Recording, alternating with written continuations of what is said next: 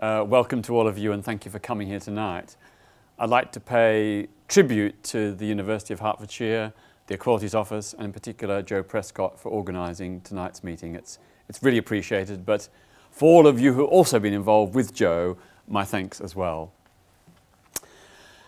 I guess my starting point tonight is that we have come a long, long way in a relatively short period of time. It's always useful to remember that until 1999, and a bit later, Britain had by volume the largest number of anti-gay laws of any country in the world, some of them dating back centuries. And yet here we are, just over a decade later, and we have some of the best laws in the world for LGBTI people.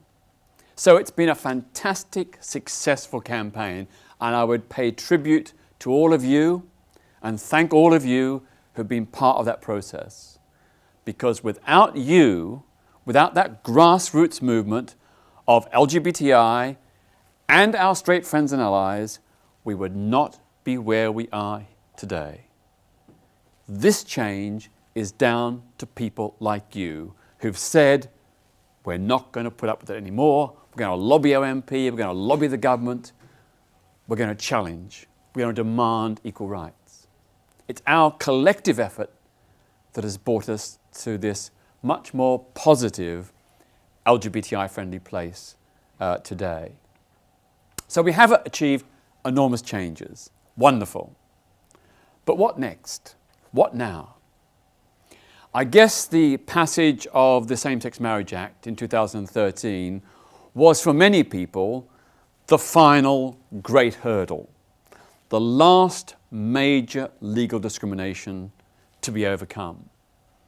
And a lot of people have concluded, well, the battle is almost, more or less over. We've got marriage equality, what next? Is there anything else to fight for? Well, of course, we do have equal marriage of sorts, but not actually equal marriage in reality. What we now have is a two-tier system of marriage law. We've got the 1949 Marriage Act, which is for opposite-sex couples only. And then we've got over here the 2013 Marriage Act, which is for same-sex couples only. So we have two different laws, two different legal segregations based on sexual orientation. Now, that is not equality. Separate is not equal. What the government should have done and could have done was simply end the ban on same-sex marriage, which was only introduced in Britain in 1971. Under the 1949 Marriage Act, there is no legal impediment for a same-sex couple to marry. It doesn't specify that marriage partners have to be male and female. It just says two persons. And what happened in 1971 was, in response to the rising lesbian and gay liberation movement, and in particular the marriage activism of trans people, the government introduced for the first time in British law a specific ban on same-sex marriage. So some of you may be familiar with April Ashley, a very famous pioneering trans activist. She sought to make a claim on her husband's estate in a divorce settlement. And suddenly the government woke up to realise that she had married under the 1949 Marriage Act, and that they were terrified that she and others would be able to use the law as it was to secure same-sex marriage and the rights and responsibilities that go with it for trans people and LGBT people. So they passed the Nullity of Marriage Act in 1971. And that was later transferred into the Matrimonial Causes Act of 1973. And that remained in force until 2013. So a very short historic period of time during which there was a ban on same-sex marriage. Now that's gone,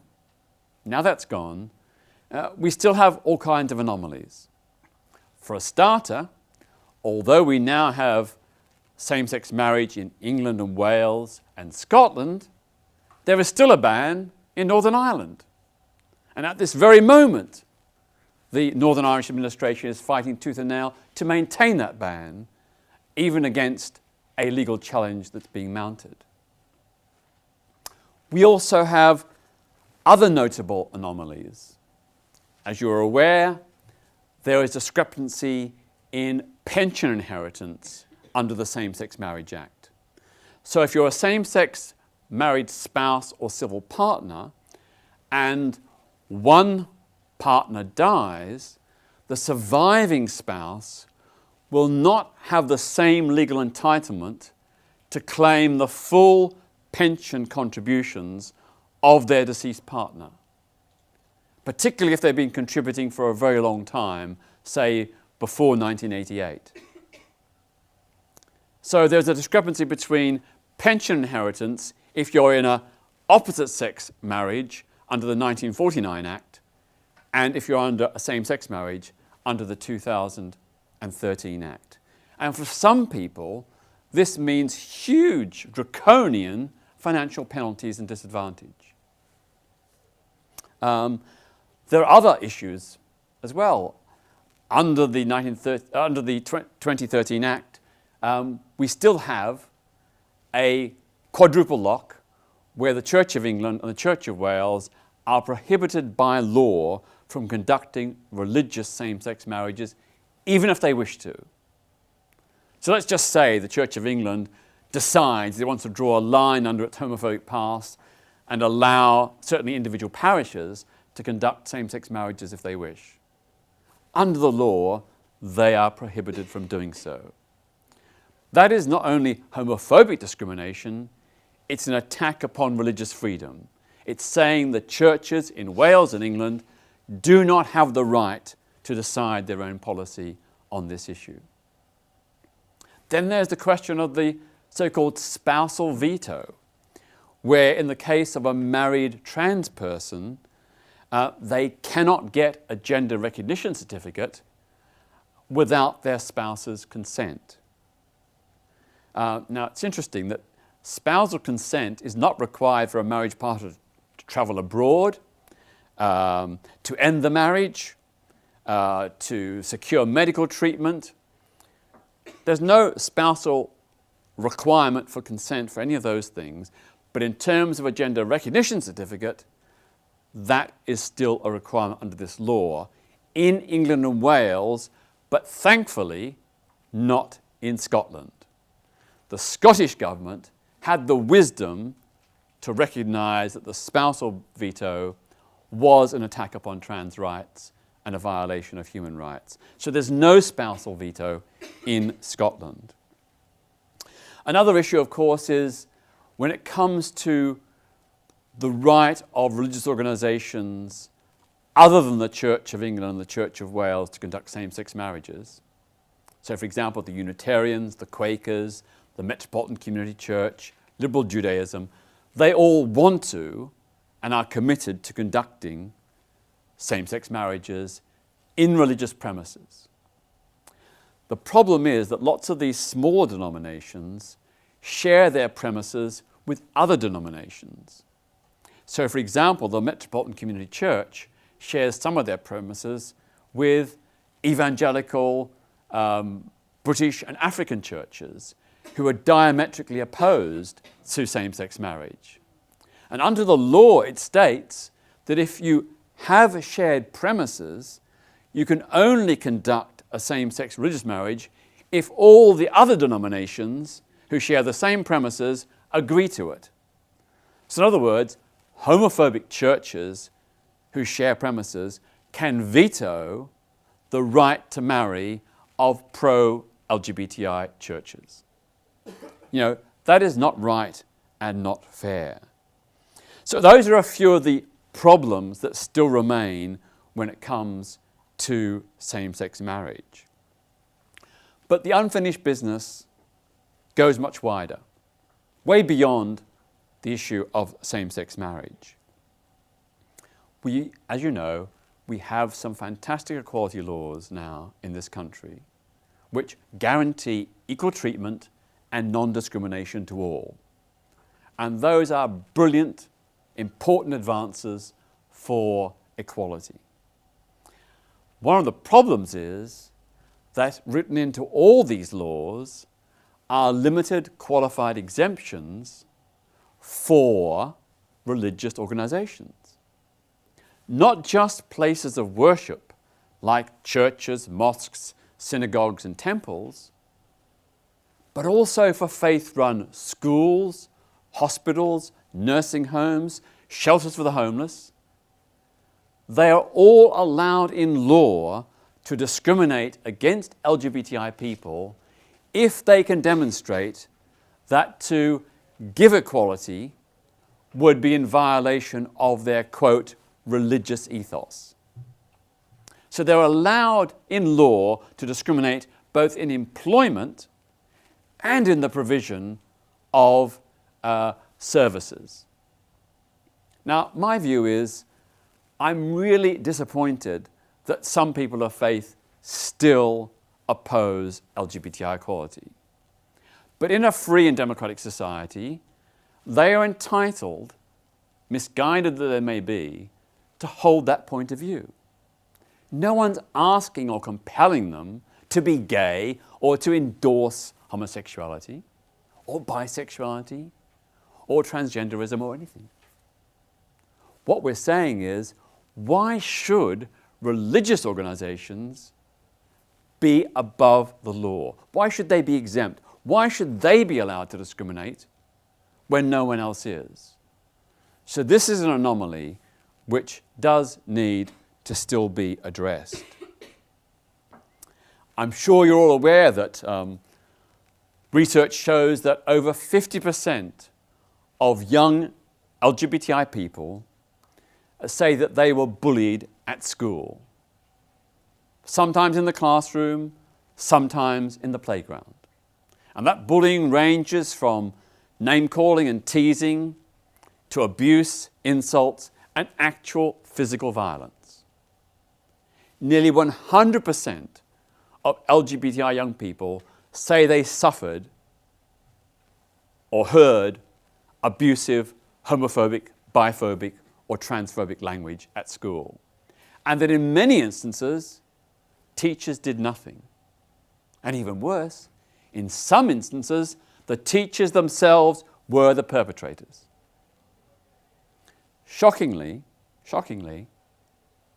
less than half of all our schools have an anti-bullying program that specifically addresses bullying of a homophobic, biphobic, or transphobic nature.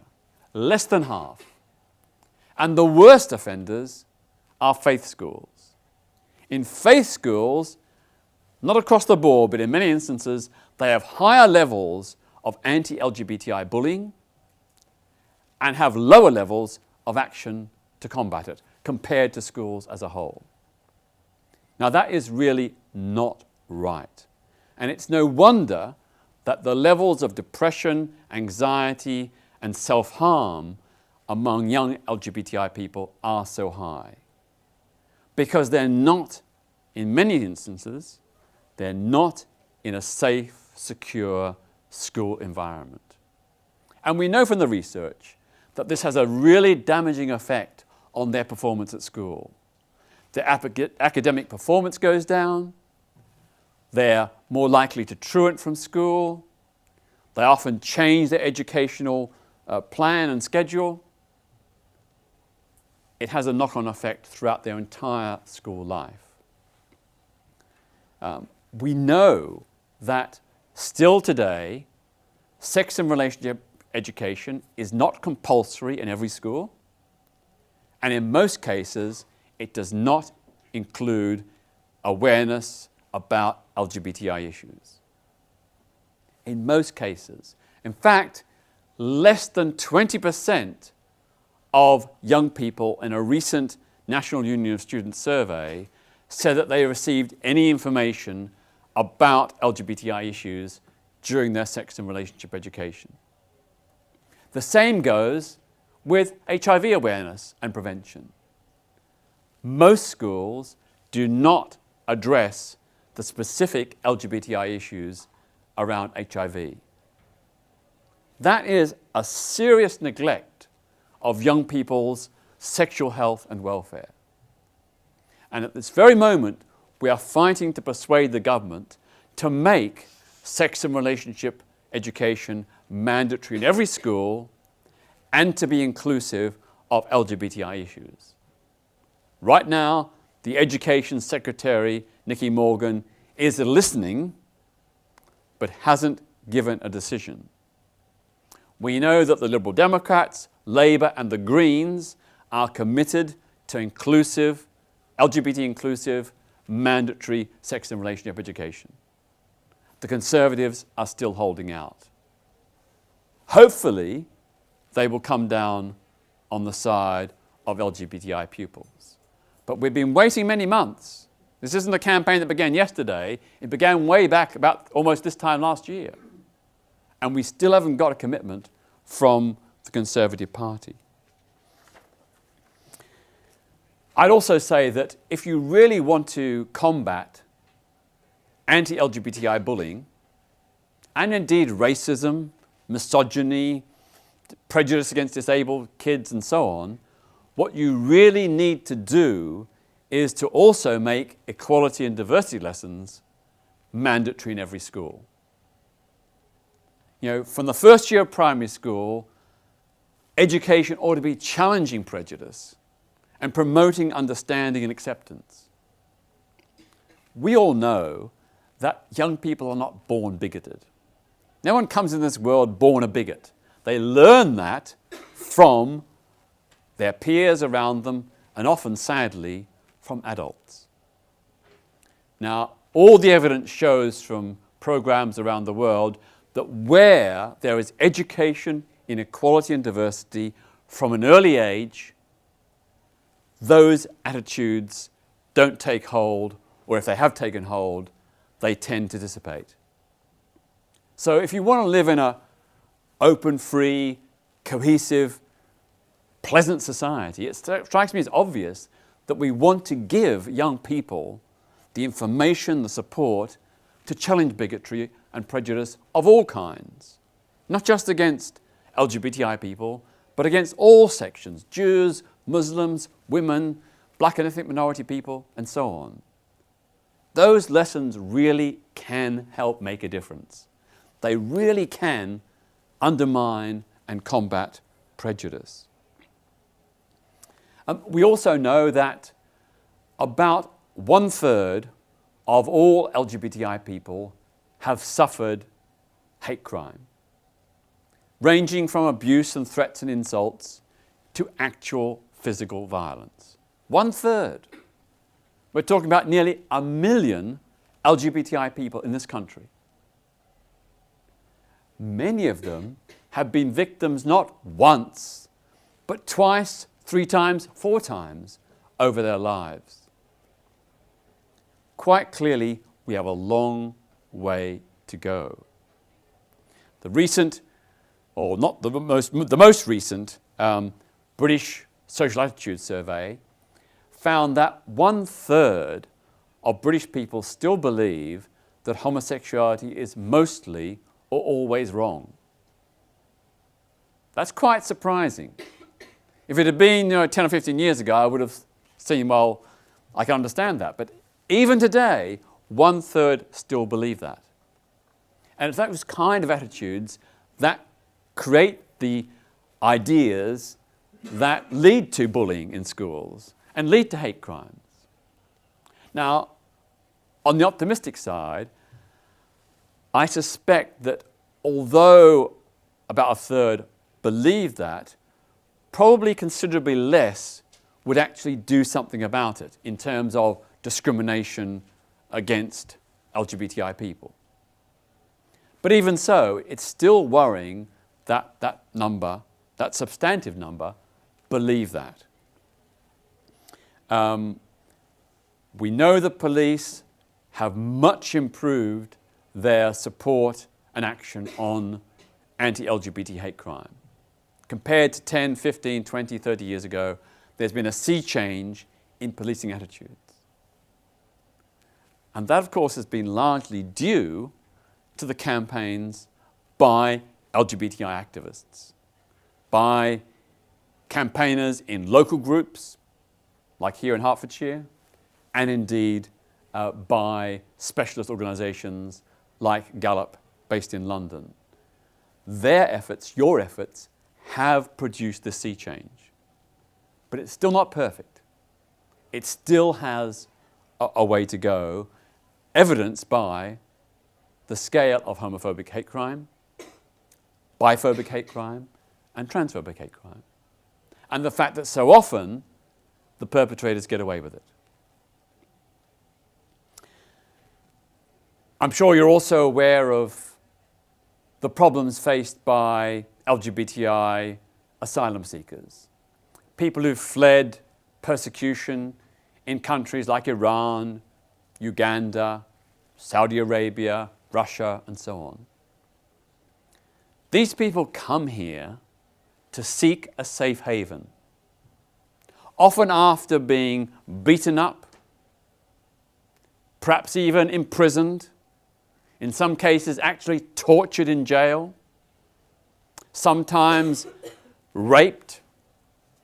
They come here seeking a place of refuge. And what do? We put them in asylum detention centres, which are, in effect, prisons by another name. In fact, a refugee in an asylum detention centre has, for the most part, fewer legal rights than a murderer or a rapist on remand. That is truly shocking. Truly shocking. And why do we do that? If there was some compelling reason why the person should be detained, fair enough. But the policy is pretty much a blanket one. And many of these refugees have talents and skills we need. Doctors, nurses, teachers, engineers, plumbers, carpenters. They could be working, paying tax and national insurance, contributing to the economy, and instead the taxpayer is forced to foot the bill for their detention. It doesn't make sense. And of course, when they're in detention, it makes it very difficult for them to prepare their asylum application. They don't have the freedom and access to prepare their cases. And what makes it worse is often they're put in a system called fast track, under which they have about 14 days or so to prepare their asylum claim, have it heard, and do their appeal. Well, hang on. No one can prepare a proper asylum case within a 14-day period or even within a 2 or 3 month period. If you've got to get medical evidence of torture or arrest or imprisonment, that takes weeks or months because the authorities in the country of origination often are very slow, inefficient, and don't cooperate. If you need to get an expert witness statement to corroborate the scale of anti-LGBT persecution in your home country, again, that takes weeks and months. So the fast-track system and detention are deliberately designed to fail as many asylum seekers as possible. Not just LGBTI ones, but all asylum seekers. The government is following the tune of UKIP and the Daily Mail. It isn't interested in justice. It isn't interested in individual assessment of the merits of individual cases. It just wants to reduce the numbers. And so it creates a system of detention and fast track to make that possible. And then to make it even more possible, the government has cut legal aid for asylum cases. And on the amount of money now available, no refugee can possibly prepare a proper asylum application. The sum is derisory. So again, that's an obstacle, a hurdle, which makes it very difficult for LGBTI refugees to win. And the ones that do win are nearly always ones that have the support of campaign groups like my own Peter Tatchell Foundation, or the UK Lesbian and Gay Immigration Group, or No Going Back, or Asylum Aid. Those are the ones that win, and they only win because they've got that external support to do the footwork for them. And it's interesting that where they do have that support, they do nearly always win. In 2014, my foundation individually assisted 85 LGBTI refugees. We won every single case bar one. And that's currently up for appeal, and we hope they'll win. But that is totally exceptional, because in reality, it's usually the opposite way around. On the first application, nearly all LGBTI refugees are failed and refused. So this is a grave, grave injustice. It's no good the government parroting its commitment to LGBT rights when people have suffered the most horrendous anti-LGBT persecution and come here for safe haven are treated in this abominable way. Then there's the blood ban. No longer a lifetime ban, except in Northern Ireland. Now a 12-month deferral period. Well, of course, that is better than a lifetime ban on gay and bisexual blood donors. But 12 months is totally unnecessary. It's excessive. It's not based upon medical and scientific evidence. It's based on a stereotype presumption about how gay and bisexual men behave. There is no reason, if someone is vaccinated against hepatitis A, B, and C, if someone abstains from risky sex and tests HIV negative, there's no reason why they should not be able to give blood. No reason at all. And what's curious is the way in which the blood service singles out gay and bisexual men for these particular onerous deferral periods, but doesn't single out heterosexual people who are engaged in similar risky behavior. So again, it's based, they say it's not based on sexual orientation, but quite clearly it is, because heterosexuals who have lots of unprotected sex with lots of different partners in, say, the United States or other parts of Europe, they're perfectly able to donate blood. The reality is that nowadays, the blood service tests blood donations in at least 2 and usually 3 ways for HIV. And one of these tests can detect HIV within 2 to 3 weeks of infection. So even if someone had engaged in risky behavior, with a 3-week or maybe 1 month to be on the extra safe side, a 1-month deferral period would be adequate. If that person then tests HIV negative, we can assume they are HIV negative.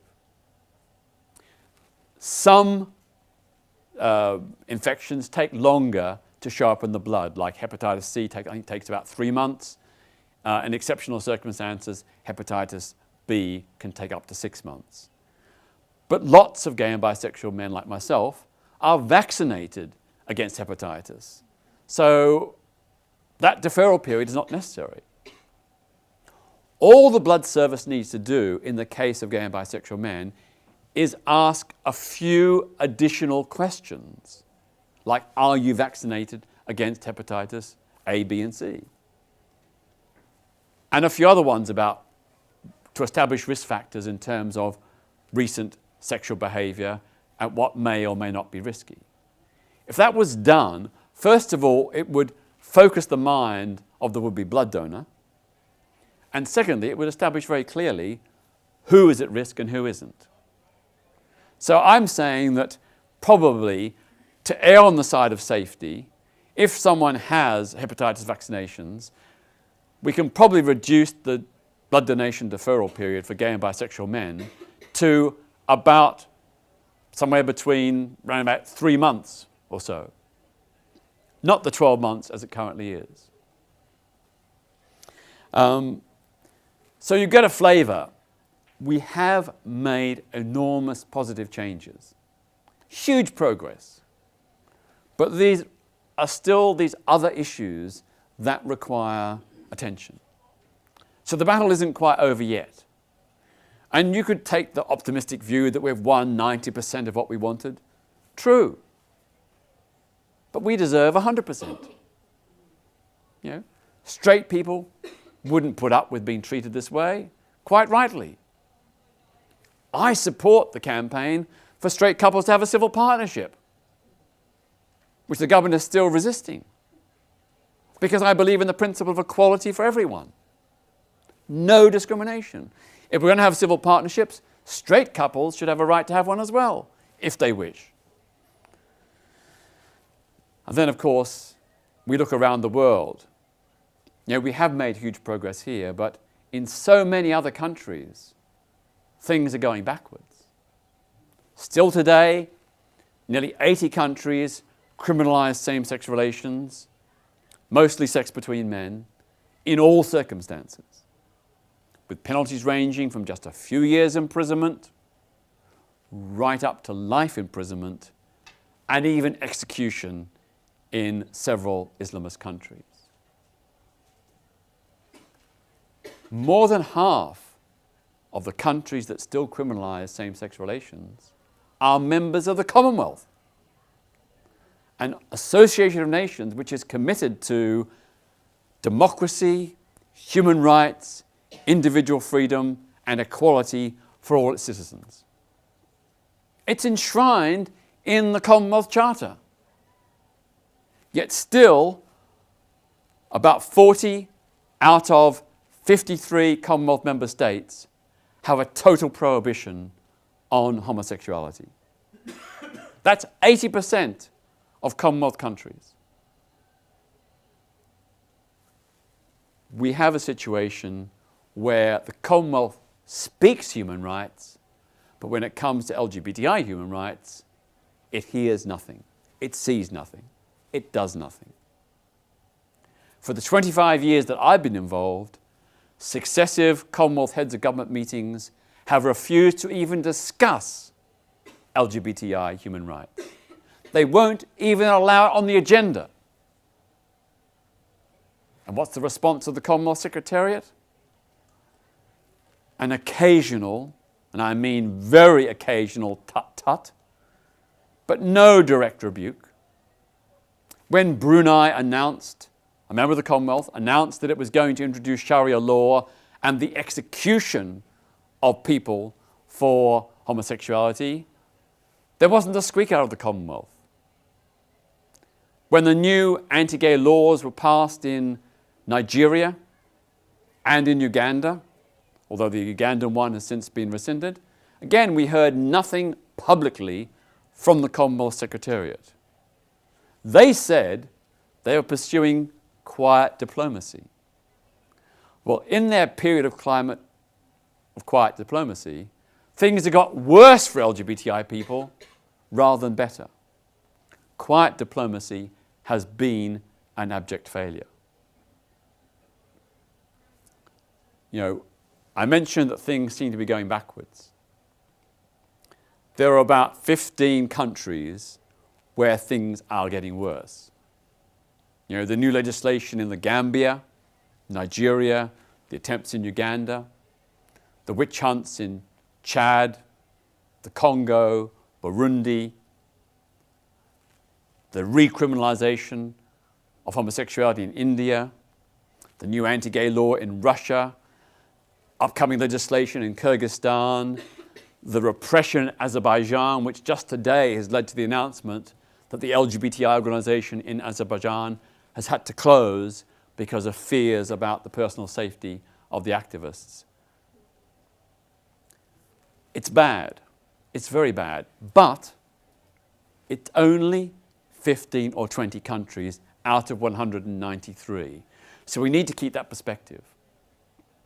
It's shocking that things are going so bad in some countries, but overall, the global trend is positive. Overall, we are making huge progress.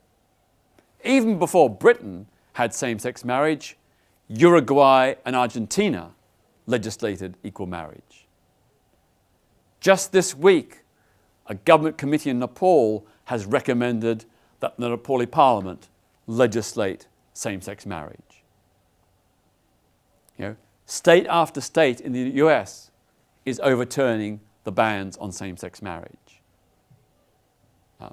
Time and time again, we're seeing the growing visibility of LGBT organizations in countries like Laos, Cambodia, Vietnam.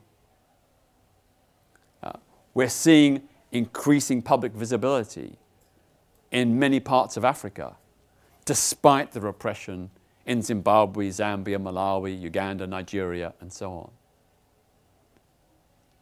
So my overall perspective is, yes, things are grim in some countries, but the global trend is towards greater LGBTI freedom.